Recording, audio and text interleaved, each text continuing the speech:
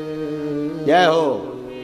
अब गोपियां बोली, बोली महाराज हम तो जब से आए तब से आप प्रवचन सुना रहे, महाराज हम तुम्हें एक कथा सुनाना चाहते हैं। ठाकुर जी बोले कन्हैया सुनाओ, कौन सी कथा सुनानी है? गोपियां बोली सावधानी पूर्वक सुनना। भगवान बोले बिल्कुल।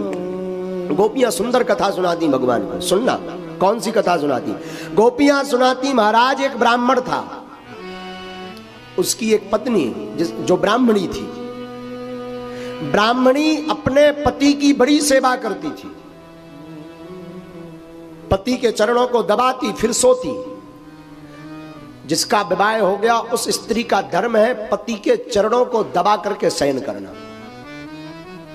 क्योंकि पति के पाद में शुक्र भाग होता है, चरणों में शुक्र भाग होता है। और जिस घर में निर्धनता हो उस घर की अगर स्त्री अपने पति की भाव से अगर सेवा करे और पति भी बिना क्लेश लड़ाई किए हुए घर पर रहे, तो साहब हम व्यासपीठ से आपसे कहते हैं उस घर की दरिद्रता भाग जाएगी, वो धनवान हो जाएगा।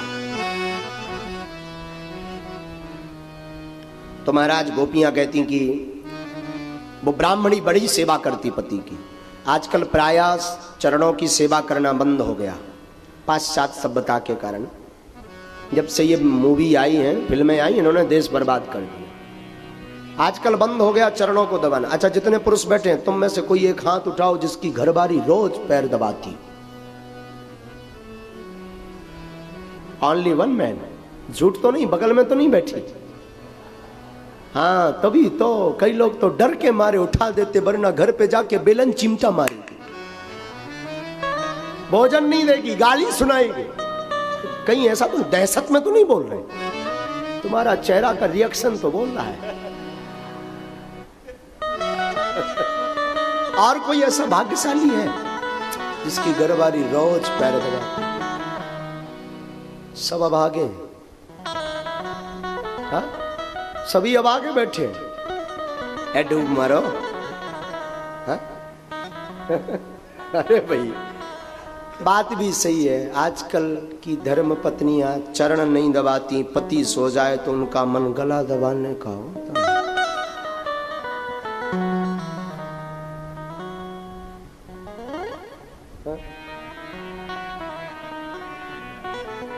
गोपियां कहती ठाकुर हम आपको एक कथा सुनाना चाहते हैं। भगवान बोले सुनाओ। एक ब्राह्मणी थी, ब्राह्मणी अपने पति की खूब सेवा करती। अब देखना जिसका विवाह हो गया उन स्त्रियों के लिए बड़ी प्यारी बात है, कैसे रहना चाहिए घर में। सबसे पहले घर पर भोजन बनाएं तो ठाकुर जी को भोग लगाएं। घर की पहली थाली भगवान के लिए हो, और जो भगवान के लिए पहली थाली नहीं निकालता, सबको खाना खिलाता, ध्यान दीजिएगा खाना खाओगे तो खाना तुम्हें खा जाएगा, भोग लोगे तो भोगना पड़ेगा, और ठाकुर का प्रसाद पाओगे तो तुम तर जाओगे। इसलिए रोज ठाकुर का प्रसाद पाओ। पहली थाली भगवान के लिए लगाओ अपने घर में। किसके लिए? माताएं ये जरूर ध्यान से सुने। आप अपने घर में शांति चाहती, पति का माथा गर्म रहता, पति आपको गाली बकता, हम आपको बड़ी वशीकरण मंत्र बता रहे। कौन कौन माता जी चाहती वशीकरण मंत्र बताएं महाराज? पति को कौन कौन बस में करना चाहती बताओ? करना तो सबको है, हाँ हमारे अनुसार चले महाराज, हमारी बात माने, हम जैसा कहबे वैसा करबे। कौन माता जी चाहती हमारा पति हमारे अनुसार चले? बोलो ना, शर्माओ क्या, कोई दिक्कत नहीं भाई। टीवी कैमरा वहां मत करना। अगर आप अपने घर में शांति चाहते हैं, प्रेम चाहते हैं, देखो हम नहीं कहते, रामायण कहती जहां सुमति तह संपत्ति नाना, जहां कुमति विपत्ति निदान। जिस घर में सुमति होती वहां नाना प्रकार की संपत्ति होती, और जिस घर में कलेश होता, कुमति होती, वहां नाना प्रकार के दुख होते हैं। तो अगर आप अपने घर में शांति चाहते, कलेश मुक्त होना चाहते अपने घर में, तो सूत्र लीजिए, लिख लेना बाद में। बागेश्वर धाम यूट्यूब चैनल से वीडियो निकाल के सुनिए क्या उपाय है। पहला उपाय, आप आप अपनी रसोई में बिना नहाए प्रवेश मत करो, पहला उपाय। और आजकल की माताएं राम बचाए, राम राम राम राम, दो दिन न नहाए, कुछ सब नहीं कुछ। ठंडियों का, अरे महाराज ठंडी बहुत, माता जी गांठ बांध लीजिए। आप अपने घर में शांति चाहते, अपने परिवार की उन्नति चाहते, तो पहला सूत्र, रसोई घर में बिना स्नान किए प्रवेश मत करिए। दूसरा सूत्र, रसोई घर में चप्पल लेकर के मत जाइए। तीसरा सूत्र, रसोई घर में जूठन मत डालिए। चौथा सूत्र, जो रसोई बने वो भगवान का नाम लेकर के बनाइए, और रसोई का पहली थाली अपने घर के मंदिर के ठाकुर को प्रसाद लगाइए। और महाराज उस थाली का प्रसाद घर में जितने सदस्य रहते हैं तब सबको थोड़ा थोड़ा बांट करके खिलाइए। हम दावे के साथ कहते कि आपके घर में सबकी बुद्धि शुद्ध रहेगी, घर में शांति रहेगी।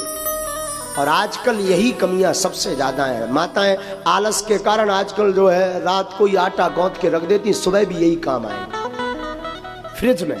फ्रिज में रखा हुआ आटा दरिद्रता का सूचक है।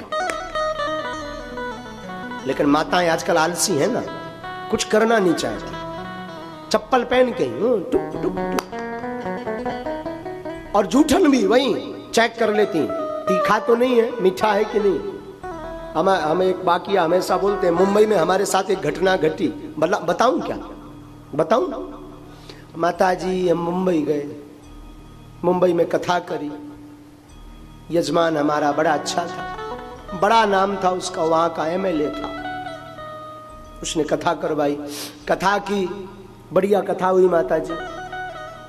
एक दिन ऊपर ठहरे हुए थे दूसरे मंजिल में, तो एक दिन हम चाय पीने नीचे उतरे।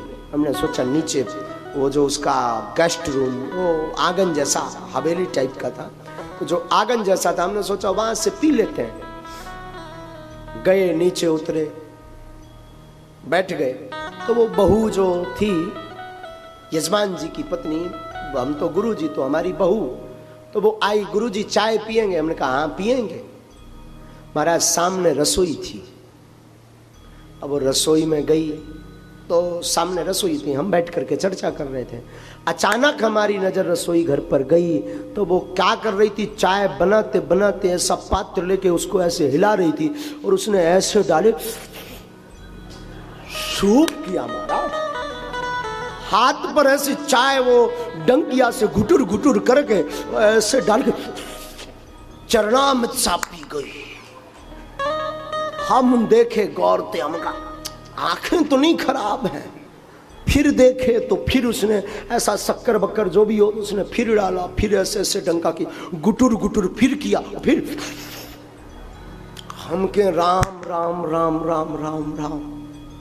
हमारा जब वो वापस आई तो हम कहें, उसने चाय, हमारा तो नरेली रहती है खोपड़ी या गिलास में हम पीते, उसने चाय रखी। हमने कहा बेटा पहले तू पी, बाद में हम पिएंगे, पहले तू 2 कप पी, 1 नहीं 2 पी। बोले नहीं गुरुजी पहले आप पी। हम कहे नहीं पहले तू पी। नहीं नहीं बोल नहीं गुरुजी आप लीजिए ना, हम बाद में प्रसाद में ले। हमने कहा मेरे को प्रसाद दे रही है, पहले सुटर सुटर करके आई, हाँ अब मेरे को प्रसाद बुलाई। तो बोला गुरुजी मैं समझी नहीं। हमने कहा बेटा सामने दिख रहा था, वो तो कुशल है, राम राम राम, हनुमान जी ने नजर उस वक्त ठीक कर दी। बोले मतलब? हमने कहा हम देख रहे थे तू चाय बनाते बनाते ये सुटर सुटर क्या कर रही थी। कहे महाराज अरे अच्छा अच्छा अच्छा महाराज, कोई ऐसे अपने वो कपड़े में ऐसे पहुंचे। कहे महाराज कुछ नहीं, वो तो हम चेक कर रहे थे शुगर कितनी है, मीठी है या नहीं है।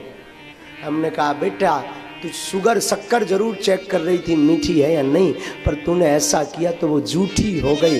अब हम हनुमान जी को भोग कैसे लगाएं। रसोड़े में कभी भी रसोई में महाराज झूठा मत डालो, ना जाने कौन भगवत भक्त आ जाए और आपके भोग का किस भगवान को भोग लगा दो, तुम पाप के भागीदार बन जाओ।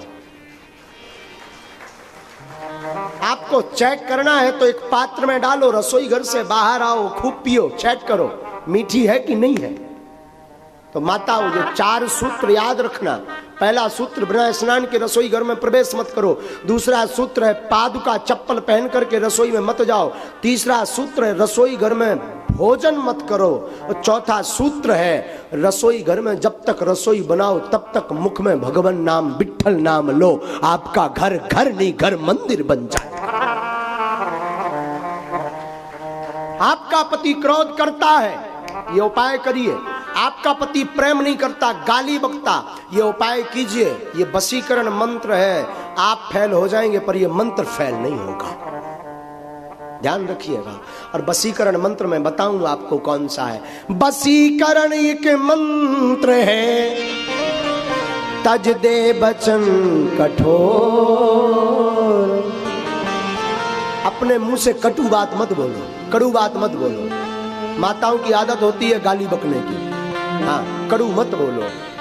वशीकरण मंत्र है, पति जब भी घर पर आए प्रेम से बात करो। घर पर कोई अतिथि आए प्रेम से बात करो। आप ऐसा करोगे तो बाबा गोस्वामी जी की चौपाई, जहाँ सुमति तह संपत्ति नाना, जहाँ सुमति संपत्ति, सुंदरकांड की चौपाई, जहाँ सुमति तह विपत्ति निधान, जहाँ विपत्ति तह विपत्ति निधान, जहाँ विपत्ति तह, जहाँ कुमति तह विपत्ति निधान, जहाँ कुमति तह विपत्ति निधान, जहाँ सुमति तह संपत्ति नाना, जहाँ सुमति तह